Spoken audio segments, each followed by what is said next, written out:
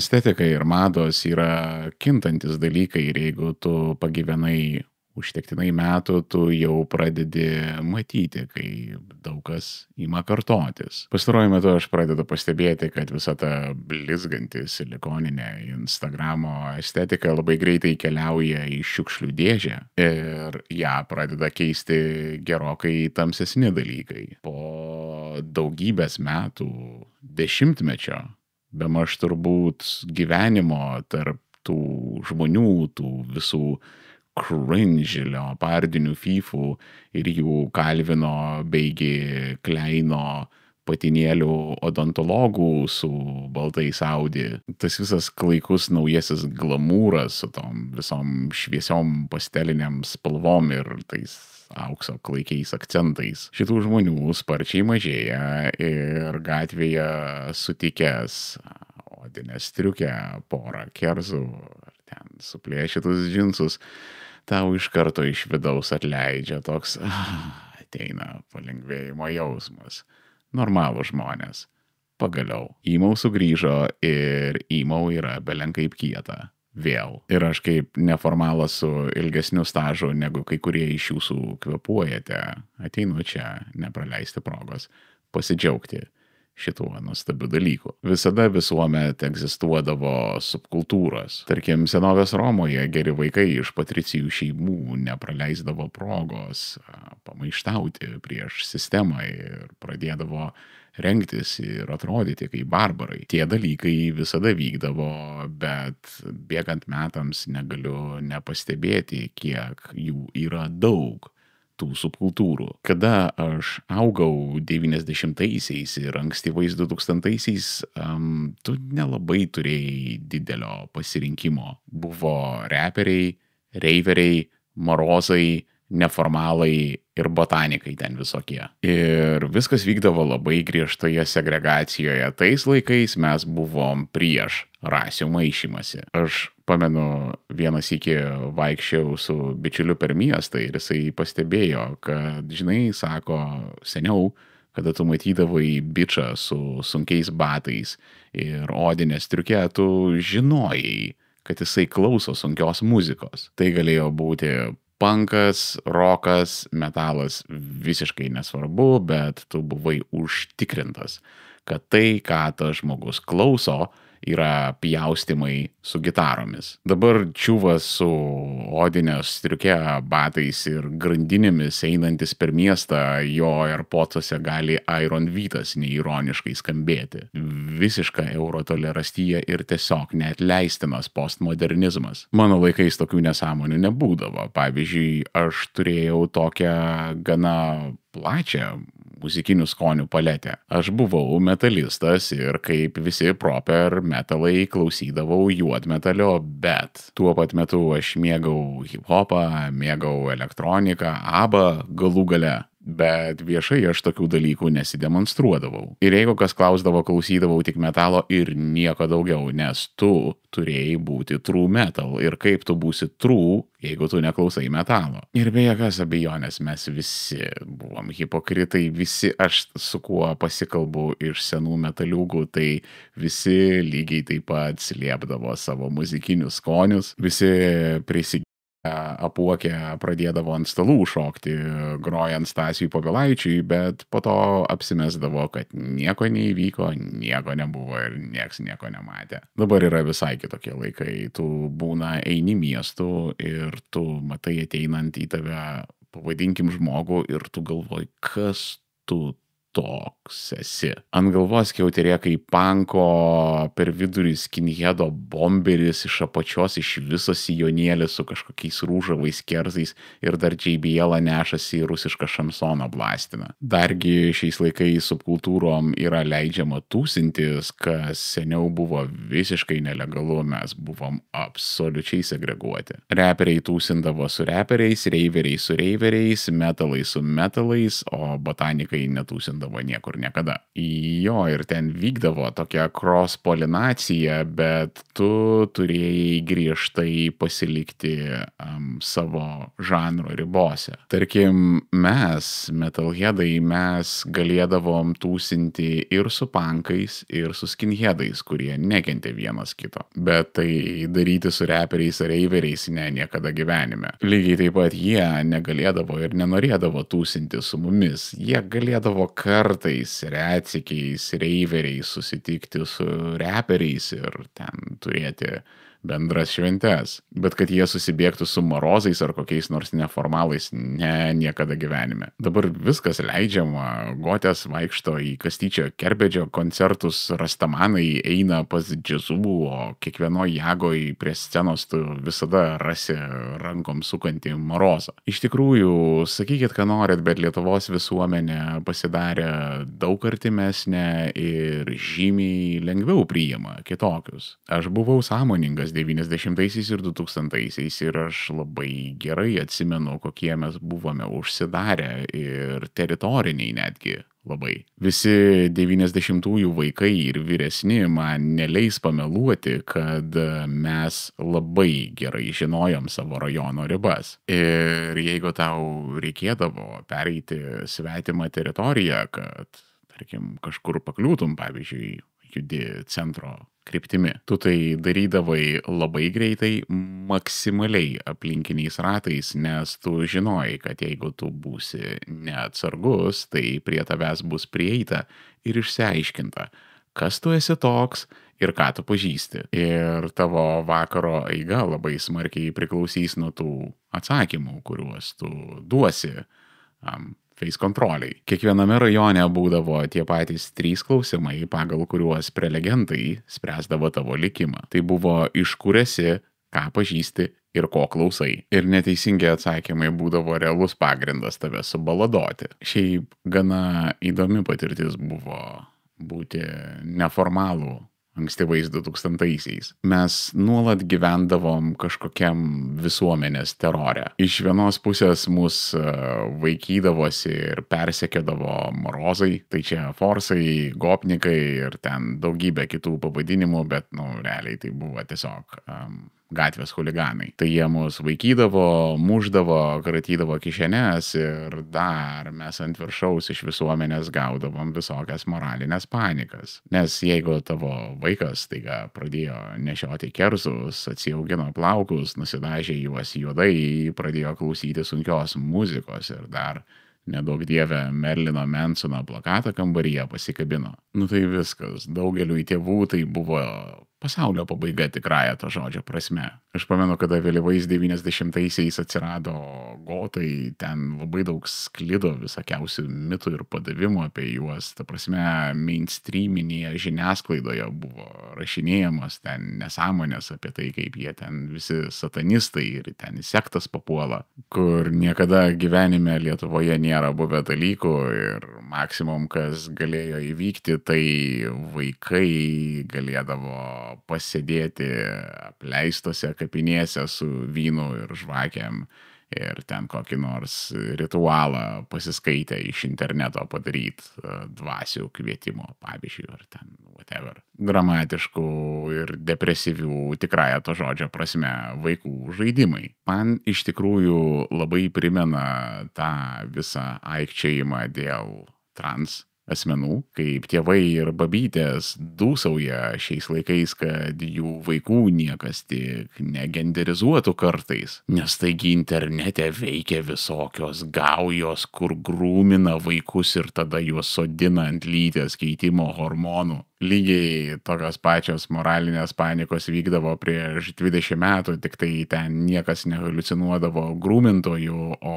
vieni satanistai būdavo internete. Kas buvo ironiška, tai tais laikais, jeigu tavo vaikas tapdavo marozu, tai nieko baisaus. Nežiūrinti tai, kad ta kultūra savo šaknimis siekia nusikalstamą pasaulį ir kad nusikalstamumas ten yra romantizuojamas visose lygmenyse, viskas būdavo su tuo gerai, svarbiausia, kad mano vaikas yra normalus. Ir aš pamenu, mes tie 90-ųjų ir 2000-ųjų neformalai, mes labai pykdavom ant tos hipokritiškos sistemos. Vat yra tie morozai, urlaganai, buduliai, whatever, kurie yra tiesiog nusikaltėliai.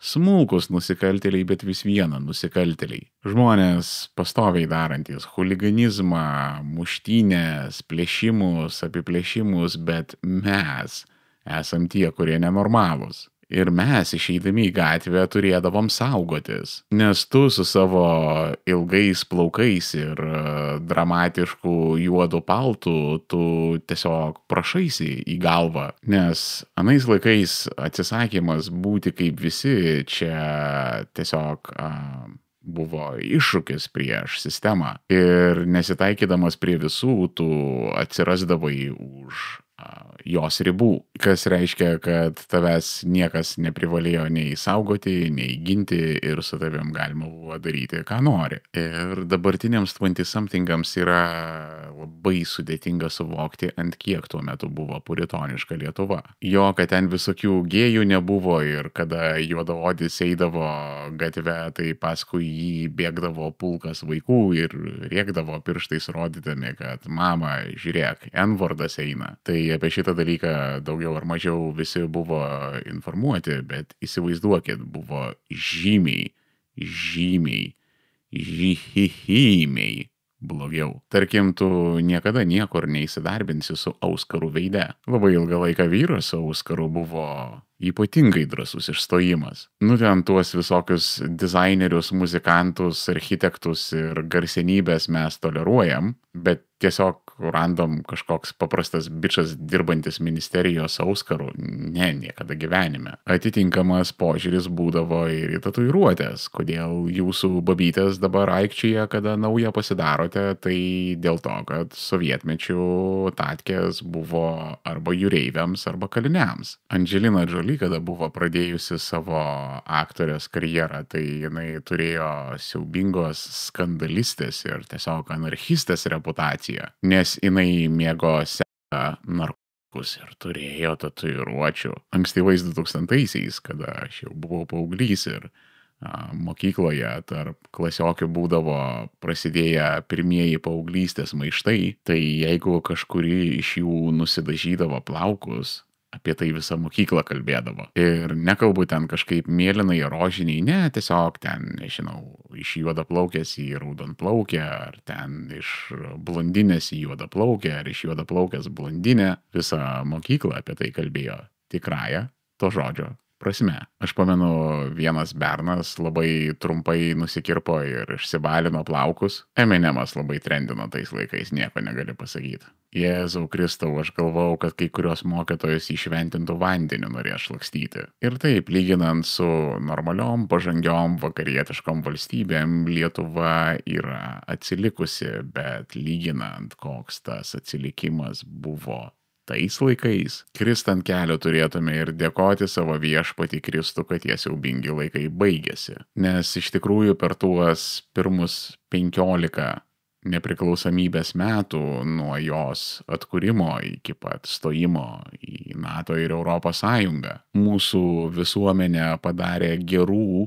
50 metų kultūrinė evoliucija. Nes jeigu mano 90-aisiais buvo blogai, tai sovietmečio visuomenės normos yra bet kokio naciko baltalietuvio šlapias sapnas. Kitaip tariant, nelengvas labai biznis būti neformalų senais laikais. Šitą dalį galite kuo ramiausiai praleisti, nes dabar girdėsite reklamą. Jūs šitą vietą galite peršokti skyriuose arba jeigu jūsų podcastų platforma nepalaiko skyrių, tai visi laikai ir jūs dominančios temos yra surašyti aprašymuose apačioje. Skipinkit tolyn, nes prasidės pardavimai. Tik tai čia aš pardavinėju ne šampūną ir įklotus, o būdus, kaip galima palaikyti Armėno radiją. Senbuviai jau puikiai informuoti, kartokit paskui mane. Yra 2 pagrindiniai būdai tai padaryti – pinigais ir laiku. Pinigais palaikyti Armėno radiją yra paprasčiausia, greičiausia ir patogiausia. Tuo tikslu yra 3 mėnesinės prenumeratos. Ir tokiu būdu įvyksta gražus labai mainai. Jūs man išleidžiate nuo 1 iki 3 puodelių kavos į mėnesį, o aš jums už tai duodu papildomo turinio. Armėnas plus prenumerata pati prieinamiausia. 1 euras į mėnesį. Armėnas plus galima prenumeruoti Contribui ir Patreon'e.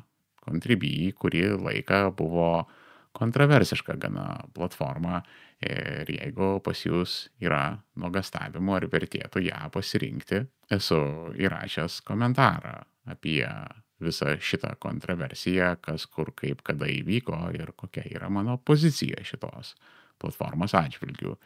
Jį rasite aprašymuose apačioje, paskrolinę žemyn ir radę vietą, kur yra parašyta epizodo užrašai. Ten bus nuoroda į tą komentarą apie Contribui. Spotify'e dar yra galimybė prenumeruoti Armėnas Plus už mažiau netgi nei 1 euras į mėnesį, už 99 centus.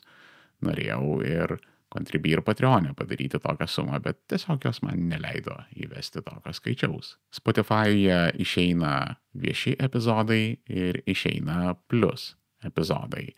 Jūs spaudžiate ant Plus epizodo, jums iššoka pasiūlymas prenumeruoti Armėno radiją, tie 99 centai prisisumuoja prie jūsų mėnesinio Spotify mokesčio ir viskas. Robertas yra jūsų mamos brolis ir jūs esate Armėno radijo Plus prenumeruotojai tiesiai iš Spotify'aus. Armėnas Plus prenumerata reiškia, kad jūs galite klausyti epizodų be reklamos ir apribojimų. Ten nebus jokios monetizacijos kaip YouTube ar kitose platformose, ten nevyks šitie pardavimai ir ten nebus iškarpyti visi keiksmažodžiai ir kontroversiški žodžiai, kurie galėtų man pakenkti šiuolaikinių sterilių algoritmų pasaulyje.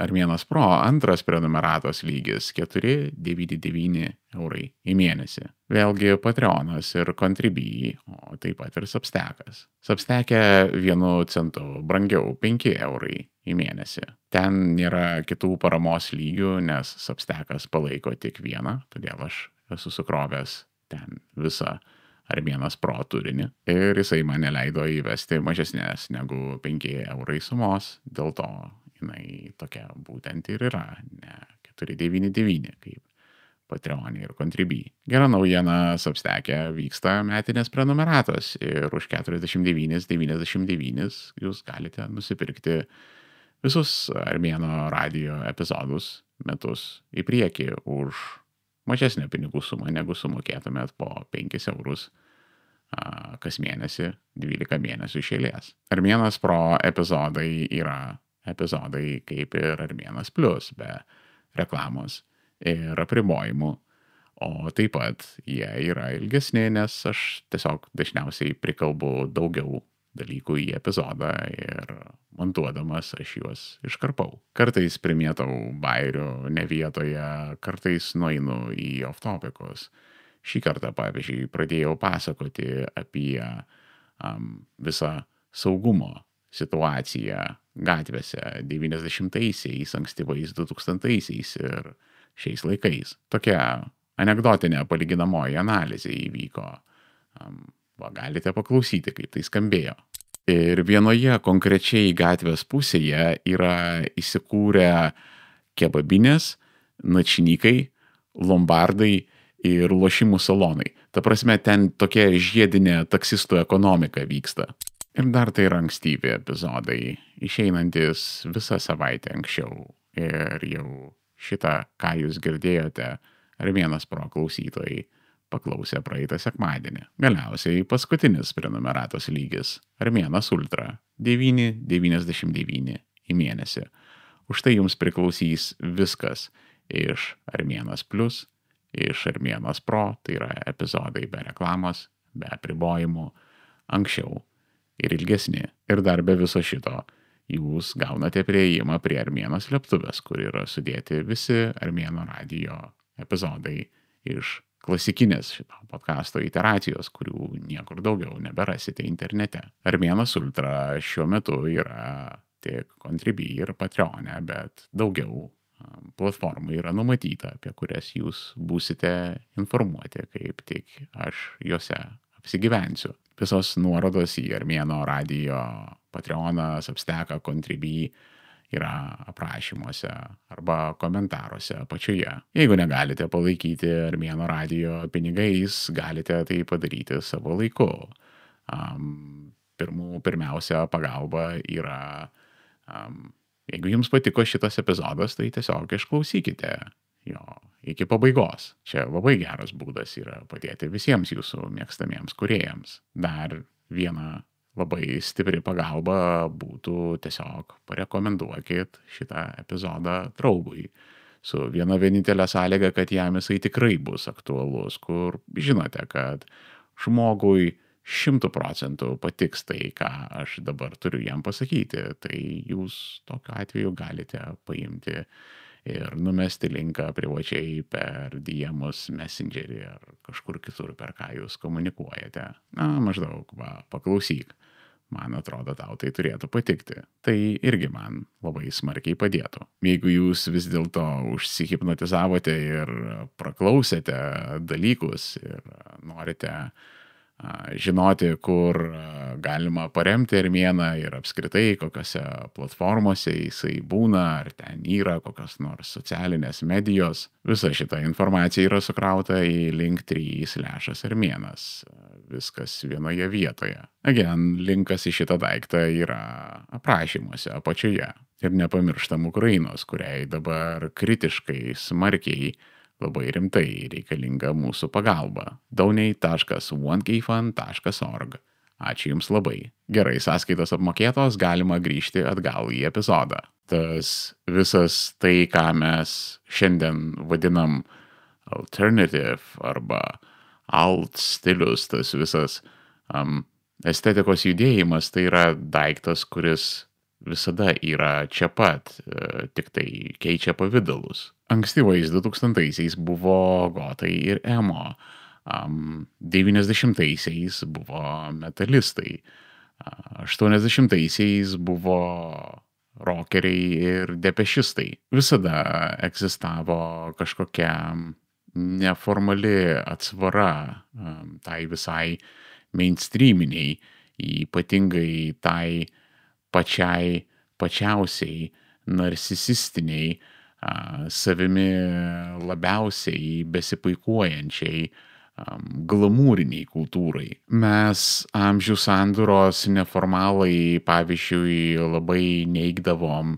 ir tą visą 90-ųjų pusbandičių, pusverslininkių kultūrą ir vėliau atsiradusią glamūrinių 2000-ųjų visą tusovkę. Mes neigiam tuos gyvenimo būdus ir buvome atsvara jiems. Dabar lygiai taip pat, kad ir kaip šitą dalyką be pavadinsi, nes jau pas jį yra milijonas pavadinimų, nes jau emo nebereiškia tuos emo, kurie buvo ankstyvais 2000-aisiais, dabar tai yra generalizuotas jau pavadinimas alternatyviai kultūrai, dar tas yra alt, alternatyvi kultūra, konstruktas vartojamas, neformalai kontrkultūra, daug pavadinimų turi šitas daiktas. Ir dabar jo pagrindinė kova yra su Instagramo žmonėmis ir Instagramo gyvenimo būdų. Nežiūrinti tai, kad daug kas iš jų niekada nepraleidžia progos gerai pasimaivėti Instagrame, ypač po raudonom šviesom. Aš neturiu paaiškinimo, mes kai tik pamatom raudoną šviesą, mes privalom pasidaryti selfie.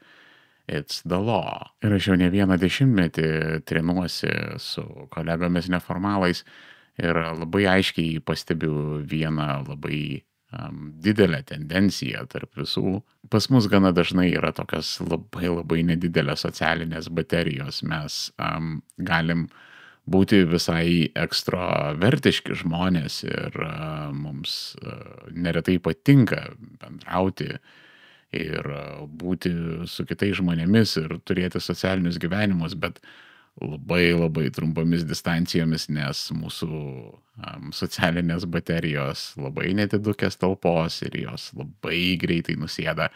Ir mes dažnai švituojame tarp tos būsenos, kai tu nori būti su žmonėmis ir tarp žmonių.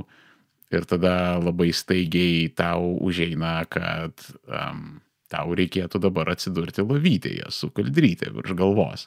Ir tai prabūti savaitę. Pavyzdžiui, reiveriai būdavo tokie labai socialūs ir pastoviai darydavo vakarėlius ir trindavosi kompanijomis tarpusavyje ir leisdavo laiką ir vieni su kitais gyvendavo. O neformalai, ypatingai metaliūgos, mes būdavom tokie, kad susibėgdavom į kokį koncertą arba festą arba vakarėlį ir tada kokią savaitę išsivaikščiodavom kas kur po kokią savo olą ir nelabai rodydavomės viešumoje.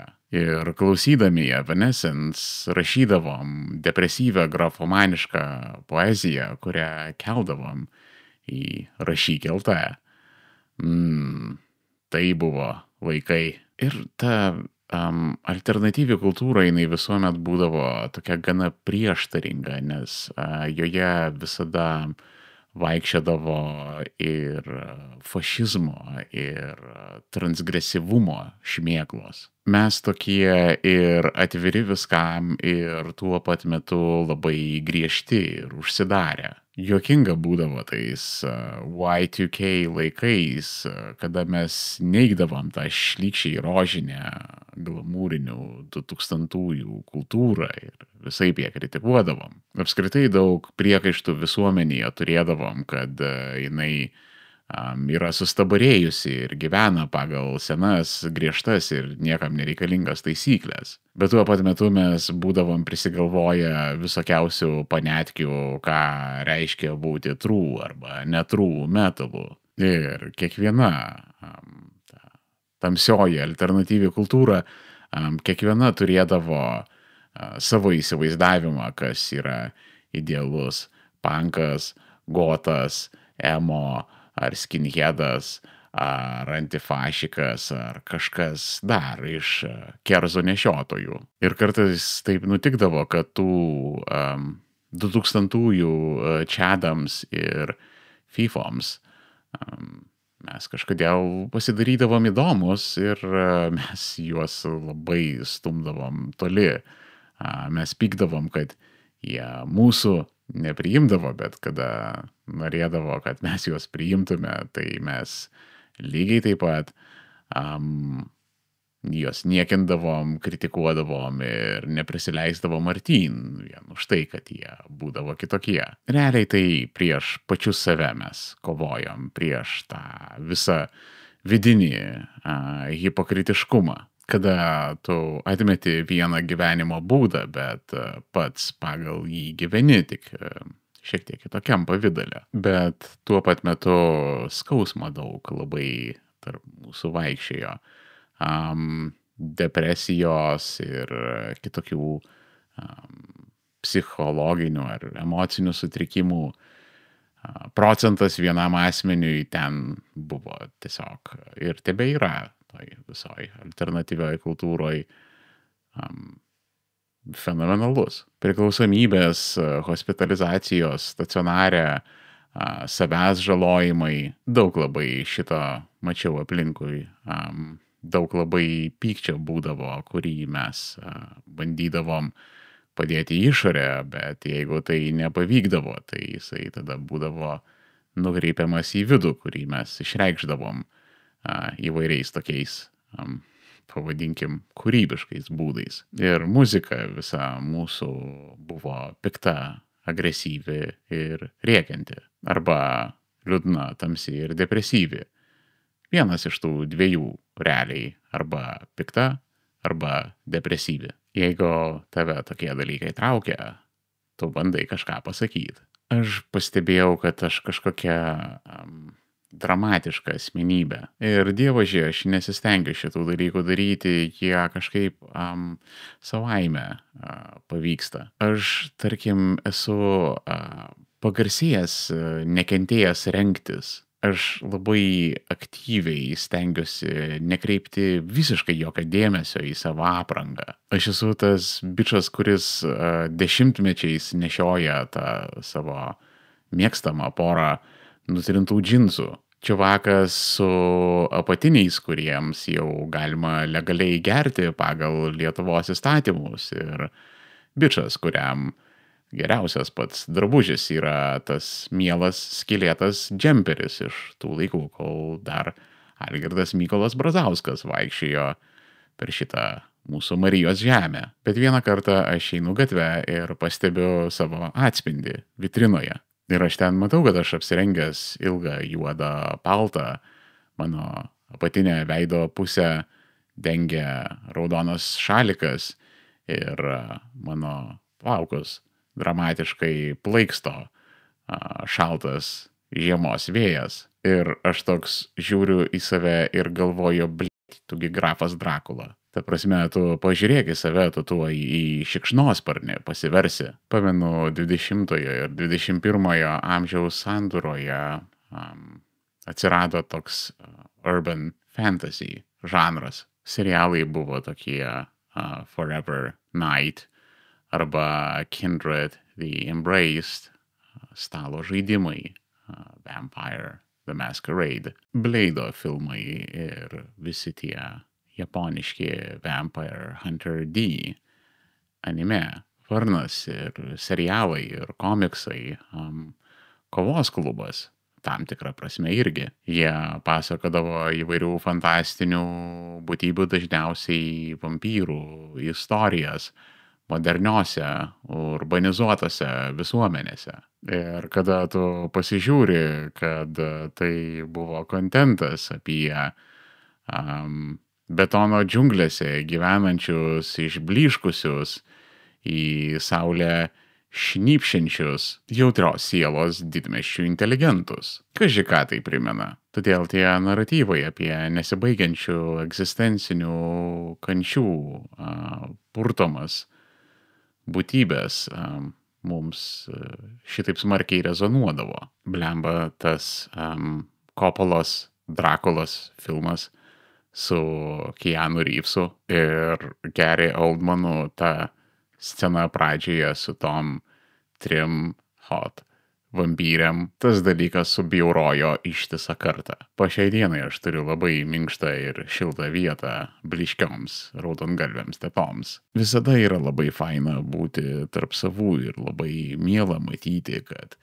aplinkuje vėl atsirado žmonių ir jų daugėja, kurie vertina sunkius batus ir sunkią muziką. Tas įmau dalykas visuomet egzistavo, tiesiog keičiantis laikmečiams, jisai keičia formas, bet jo apimtis turi savybę plaukioti. Kažkada tai buvo labai apmirę, bet dabar vėl daug kas grįžo atgal. Atgal į 2000-uosius, kas man negali nepatikti, nes tu tarsi iš naujo gali pergyventi savo jaunystę. Ir tu tik dar kartelį gauni pasitvirtinti, kad emo yra nuostabu. Įdomi apranga, bet tuo pat metu tau nereikia sukt galvos, ką su kuo suderinti, nes tu nešioji pagrindė tik tai juodą spalvą. Ir muzika yra geniali, nes ten tiesiog nėra jokių taisyklių, apart tos, kad tu turi skambėti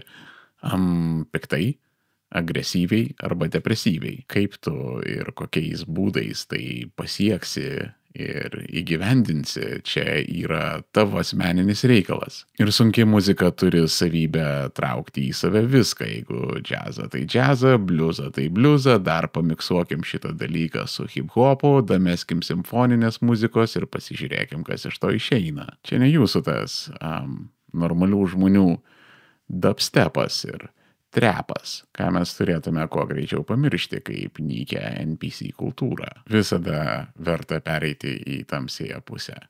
Bent jau kaip minimum dėl epinės aprangos. Visi mėgsta herojus, bet jie myli antiherojus. Daugam patinka Supermanas, bet vis viena visi myli Batmaną. Nes, kai sveri ar nuobodus, visagalis, nenugalimas teisuolis, ar dramatiškai besirengiantis maniakas, tai tu labai aiškiai žinai, kurį tu iš jų pasirinksi. Jeigu tu niekada nelūžti, tau labai pasisekė, bet tu esi neįdomus. Nes pats gyvenimo įdomumas yra, kada tu krenti, dūšti, surenki save šukę po šukės ir pavirsti į kažką naujo. Dieve, laimink visų įmau sekuliarias sielas už tai, kad jūs grįžote ir padarėte mūsų gyvenimą gražesnį ir įdomesnį. Fifos ir pižonai būtinai sugrįš atgal su trenksmu, bet kol tai vyksta, bent jau pasimėgaukim šitą šviesią ir nuostabią gyvenimo akimirką. Netikėtai keista odė gavosi gyvenimo būdui šitam epizode, bet aš pradėjęs kasti duobę dar nepasirengęs numesti lopetos į šoną. Todėl sekantis bus dar keistesnis, nes jeigu jau prakalbam apie Batmaną, tai šitas personažas seniai mane domina ir aš turiu apie jį sukaupęs žinių ir galiu labai daug papasakoti dalykų. Nes negaliu paaiškinti, bet tas daiktas kažkaip rezonuoja su manimi ir esu prikaupęs nemažai meilės, kurią galiu pamėginti parodyti ir padėti suprasti, kodėl aš tam dalykui jaučiu tai, ką jaučiu. Todėl, kas yra Batmanas? Kitą kartą per Armėno radiją galite paklausyti trumpos ištraukos iš šito epizodo.